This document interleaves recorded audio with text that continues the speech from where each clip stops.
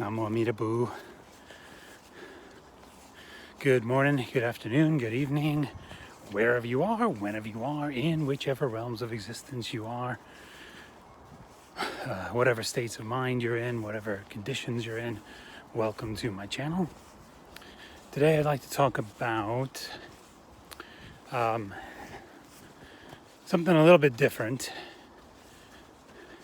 but not really when it comes to the Buddha Dharma. It's not really different at all, but just something a bit different, something that occurred to me, There's, lots of concerns, obviously, about things going on in the world right now. One in particular that there's, I'm being very careful how I speak about this, so neither my video gets flagged nor my channel or anything. So anyway, so there's things that have been going on this past 2 years for which there are medical interventions. Let's just say that. Certain medical interventions, okay? And there's been concern about those interventions. And some evidence that there are problems with those medical interventions for this one particular thing. Well, not just concerns about the medical interventions, but obviously concerns about the thing itself having been grown in a lab and released, either accidentally or on purpose. But again, we're just talking about this general thing. So obviously there's concerns about that, but also concerns about the medical interventions thereof. And some concerns about, and some evidence, probably a lot of evidence about harm being done by these medical interventions. And one of the things that there's concern about is that it alters one's DNA. That it actually changes your whole DNA. So you're essentially, basically, genetically a different being after that. You're a different type of human or something. You're a different, you're completely altered from whoever you were before you had these medical interventions that change your DNA. So, and I've had those medical interventions. I've had 3 of them. Fortunately, quite spaced apart, which it's coming out that that's the better way to do it. If you're gonna have those medical interventions, then it's best to have them well spaced apart, or decently spaced apart in time. But anyway, I've had them, and the thought occurred to me that, well, if that is the case, that it's altered my DNA somehow, and I don't rule that out as a possibility. I mean, all the crap, I don't rule out any possibility in Mappo. I don't rule out anything in this declining kalpa in the time of, the period of time we live in and the karmic conditions of it. And I rule nothing out as far as human evil and the evil of our so-called rulers, so-called world leaders, and their plans and machinations and manipulations and resets and false flags, etc. I've talked about it before, but anyway, so I don't rule anything out as far as them being behind all this. So likewise, I don't rule out what the point of the medical interventions are. I don't rule out, what the purpose of those are. I don't rule out there being very nefarious, evil purposes for them. But at the same time, obviously, I didn't rule out that they are a legitimate, in some way, to some degree at least, a legitimate medical intervention to avoid a certain kind of sickness. Am I being general enough, do you think? Anyway, so the thought occurred to me that, well, if that is the case, and I think that is a possibility, that my entire DNA has been altered by these things, and if I continue to have them, it will continue to be modified for whatever purposes or reasons there are for doing that. And if I'm a completely different sort of species now of human because of that, or, you know, like almost like a replicant, like I've become a replicant, you know, kind of like in Blade Runner, or, you know, that sort of thing. But if I'm, you know, either a different type of human now or some other humanoid species now, because as a result of these medical interventions changing my DNA, what does that mean for me? It doesn't really faze me, in the sense that I'm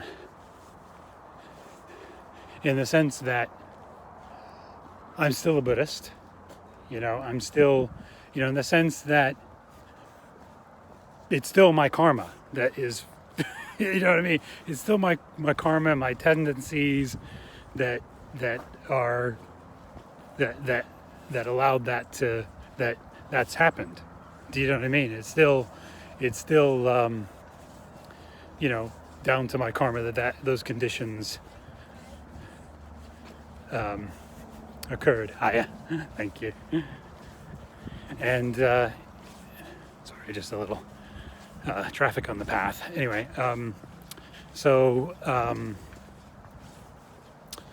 yeah, it's down to my karma that has happened, that I am now a different species, and that, you know, and that the conditions have arisen to allow for that.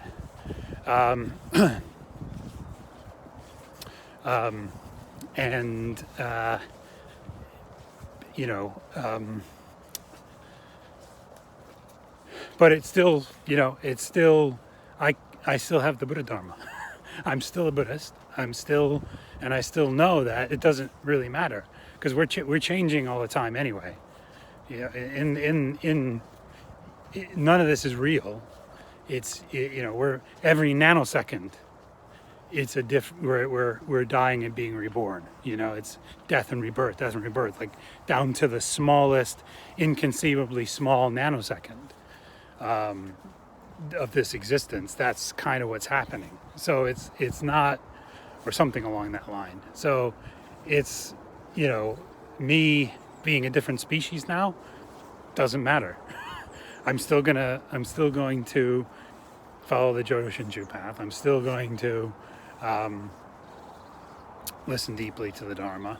I'm still going to, as best I can, entrust to Amida and work with a good teacher, and work with, you know, with people of Shinjin, to do my deep listening, to discuss my doubts and questions, and discuss the Dharma, and receive the teaching, you know, and all of that. I'm still going to entrust to Amida as best I can. I'm still going to continue to say Amida's name. I'm still going to wish to be born in his land. That's not going to change, even if right now I'm a different species. Kind of doesn't matter, because identity, you know, the whole idea of identity, there's nothing, you know, this is what I was getting at earlier, with the down to the, you know, the inconceivably small nanosecond, that everything's, you know, death and rebirth, you know, there's nothing permanent. Everything is, you know, it's all dependent origination. It's all, anything in samsara is dependently originating. There's no you know, there's no self in that sense. There's no identity. We've been all sorts of, and in past existences, past lives, we've been all sorts of animals and insects and hell beings and gods and humans, and, you know, probably mostly hell beings and animals and ghosts, most of the time, for most of them probably, but all kinds of, but still limitless amounts of different rare human births as well, and maybe, the occasional god or, god or azuric existence. So we've been all kinds of genders and species and, and probably, possibly, well, I won't get into that, but we've just been all kinds of stuff. We've been all kinds of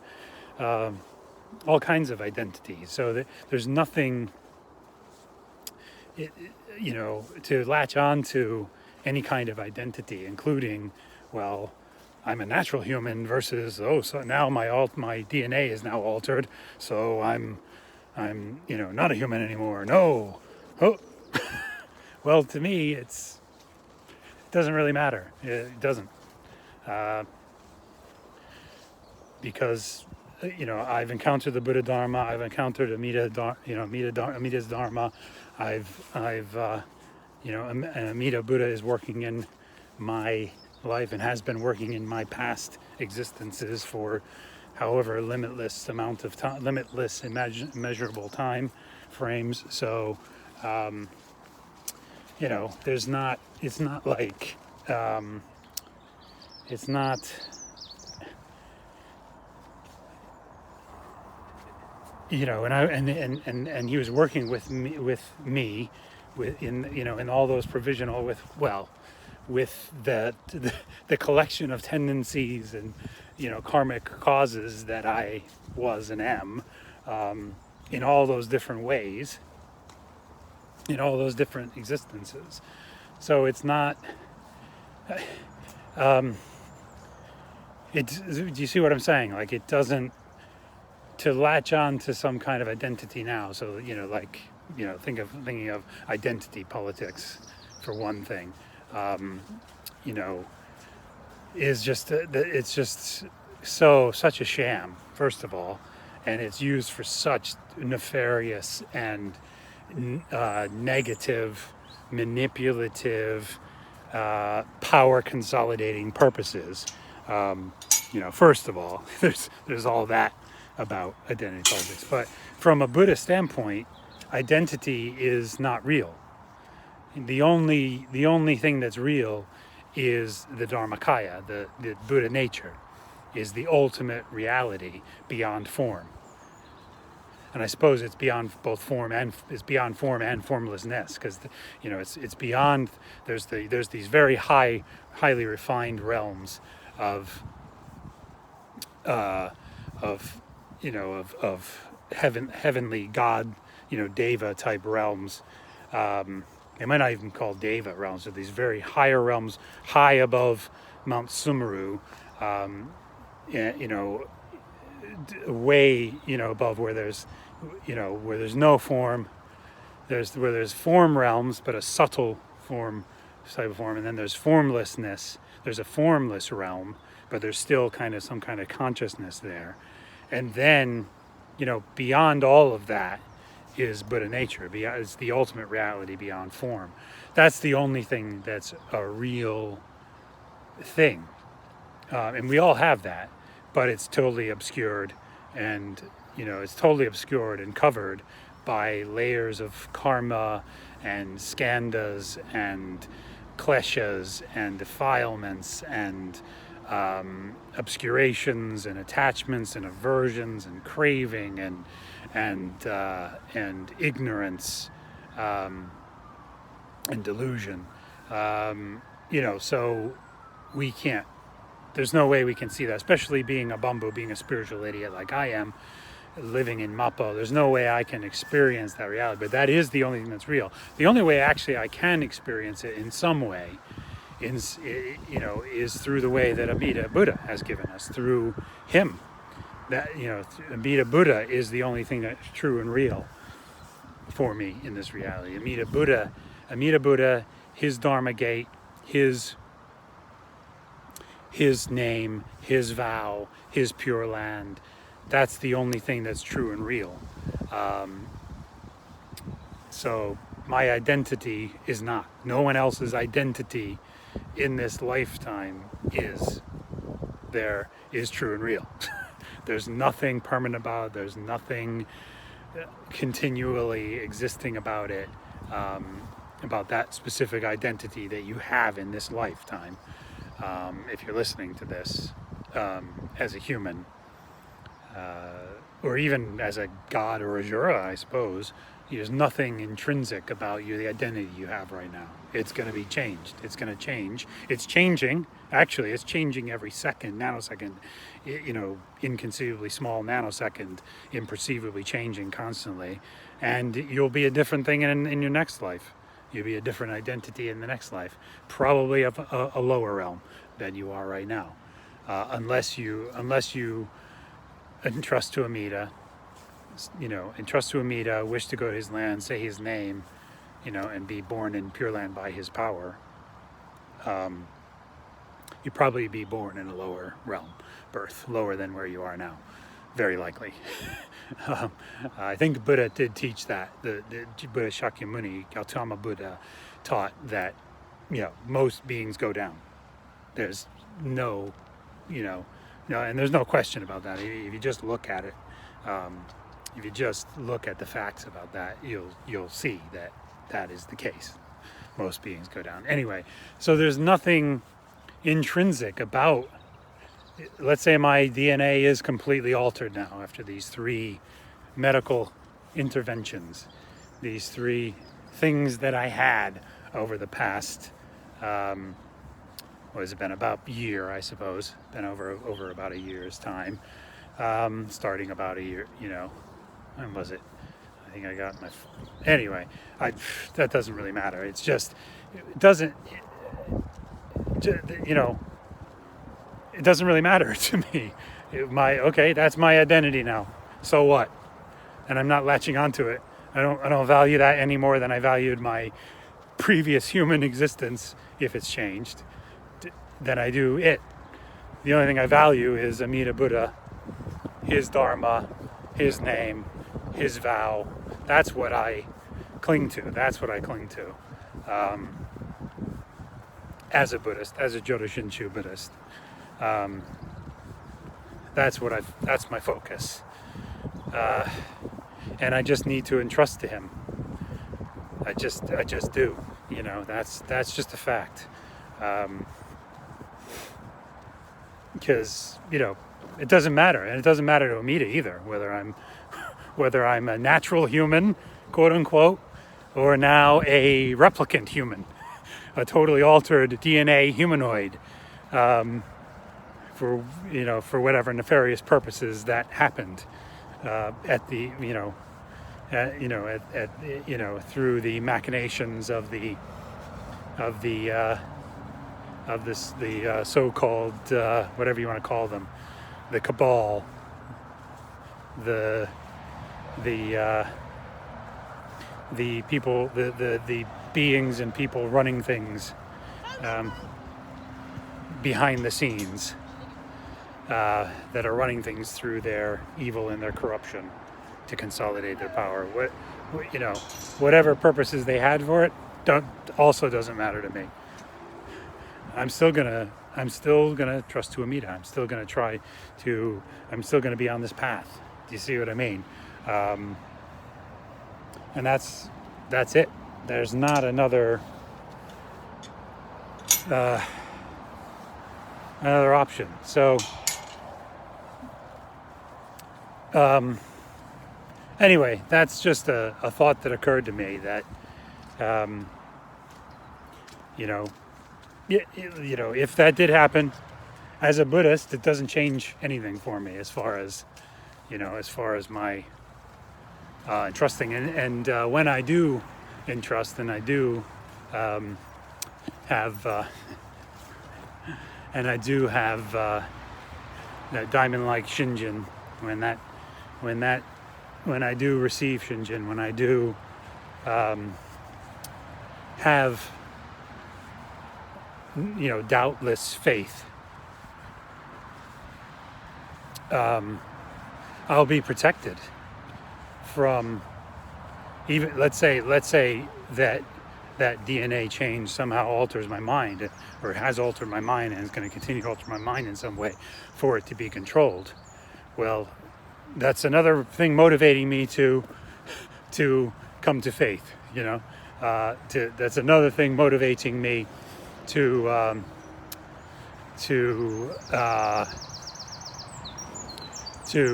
stay on this path, do and deeply listen, discuss all my doubts and questions ruthlessly, and be honest about that, and keep reading the teachings, keep listening to the teachings, keep saying Amida's name, keep wishing to go to his land, keep deeply reflecting on the reality of my karmic situation, that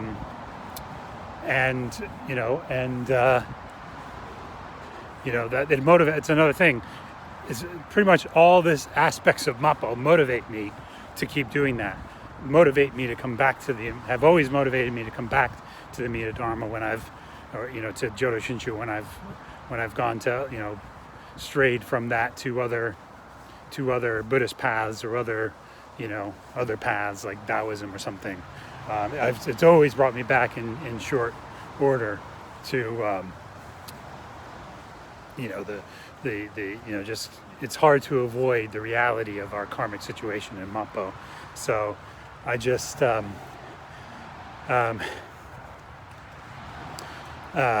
I'm grateful for that.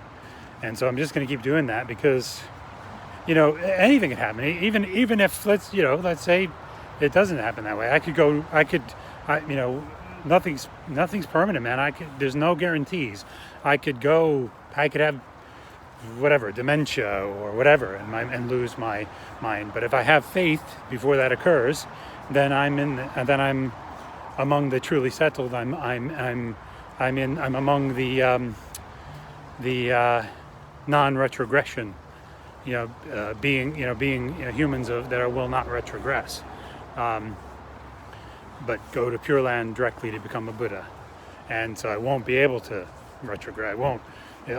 I won't retrogress if I have faith before I lose control of my mind. I'm not saying I have any symptoms of I have no symptoms of dementia or memory loss or any issues actually mentally at all, and nor of any kind of genetic or electronic mind control happening. I'm certainly not a brainwashable person, put it that way. But I know that anything can happen in the future. So it's another thing that motivates me. Get entrust to Amida. Keep walking this path. So that I become more and more open to Amida's light, more and more receptive of Amida's light, so I can entrust and eventually have full faith in him without any doubt or question. So that's it. Thanks for listening again, and Namo Amida Bu.